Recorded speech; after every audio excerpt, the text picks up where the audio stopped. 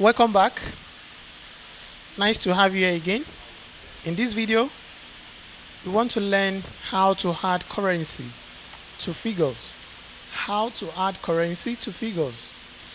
Before we proceed, let me hide this. I will highlight and press Ctrl 0 to hide it. I've been able to hide that columns. Now, how do I add currency to this number, this salary figure? It's very simple. At the home tab, you go under number, you will see this. If I want to add dollars, I just need to left click on this and adjust the cell. Boom, I have it. If I need to change it to other currency, like United Kingdom, pounds, boom, I have it.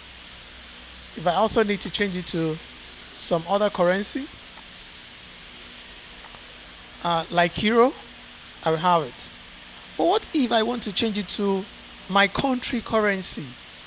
And that was not part of what we have here. So I have to go to more accounting format. I will click on this symbol, the drop down, and I will scroll through until I get to my country. I'm a Nigerian.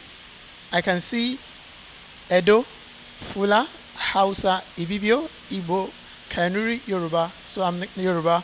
I will click on this and press OK. Boom. I have it. So when next you want to add a currency, just follow the procedure and you have it.